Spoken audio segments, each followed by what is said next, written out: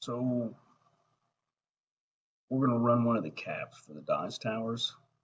I thought this would be a good chance to just go over how we do this. So I've got Inkscape opened here.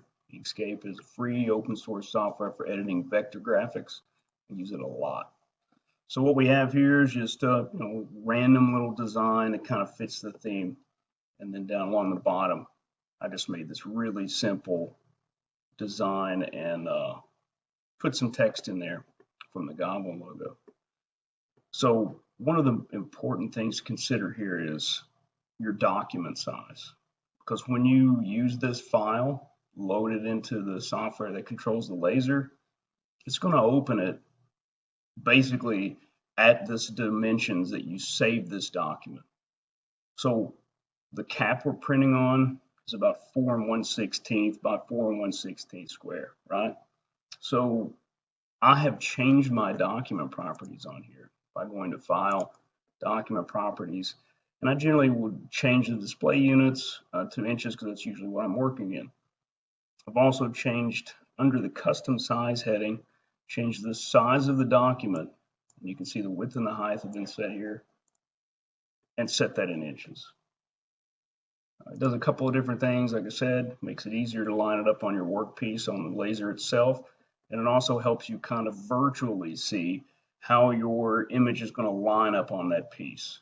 So I've got this lined up the way that I want it, and the next thing that you have to do is to select the image, and then you're going to go to Path and Object to Path, and then you're going to save that.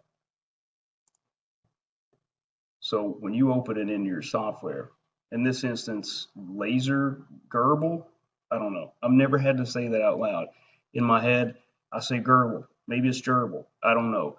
It's a really popular, free, open source piece of software for controlling CNC machines. There's Gerbil and then LaserGRBL. So obviously in this instance, we're using LaserGRBL. So what you're going to do is open that, go to File, Open File, find your file, and then you'll get a pop-up where you'll click Create. And at that pop-up, you can decide to use constant power, dynamic power on the laser. And what that's going to do is allow the laser to alter the power it's emitting as it goes. And if you're doing something like a bitmap, JPEG, PNG, whatever, printing a grayscale picture, you're going to want that dynamic power on. In this instance, it's not a huge issue. So anyway, we got that open. And you're going to see right down here, there's a little crosshair. That crosshair is showing you virtually where your spindle or laser is lined up at. Now I've got the camera going over here, and we'll try to mesh these together here. But you can see right now, I've got my piece with some double-sided tape on the spoil board. I've squared that up and got it lined up so that it will print basically square, and it's not going to be rotated weird on the stop. So down here in the bottom left, you've got all these little arrows that are used for controlling the axes on the CNC, so you can move the spoil board around. This little slider here is going to control how many steps the machine is going to take every time you click this arrow. And you can use this to really finely adjust it. So once you're connected to your machine, which by the way happens by going to this GRBL and then clicking connect, which will be right here. That will connect to your machine, and then you're going to have to reset it likely, and then click unlock down here in the bottom to be able to move this. So with the laser, what we're going to do is get this lined up. So to do that, we're going to click on this little eyeball icon to turn the low power setting on the laser on. So it's not going to burn, it's just on enough so you can focus it and line it to where you need it to be. So we're going to turn that on. We're going to move our axes just slightly, and the goal here is to line that laser up right on the corner of that board.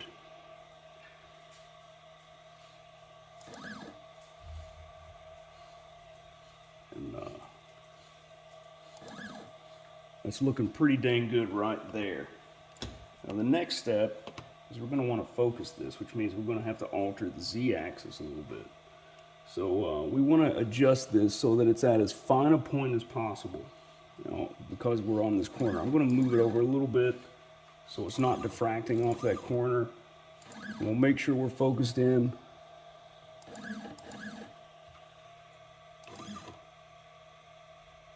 So we're going to move our Z-axis up a bit.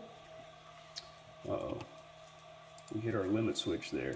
So we're going to reset, unlock, and that will allow us to move the Z-axis up and down again. So let's turn the low power back on. Maybe.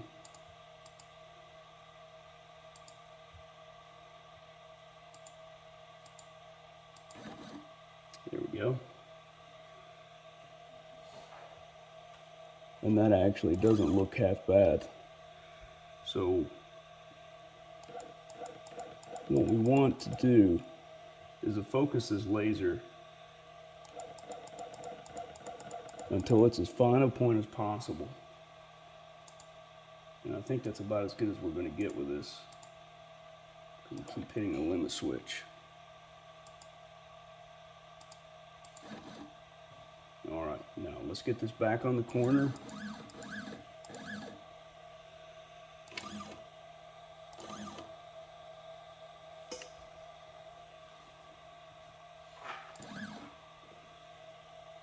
That looks pretty good there. So the next thing we need to do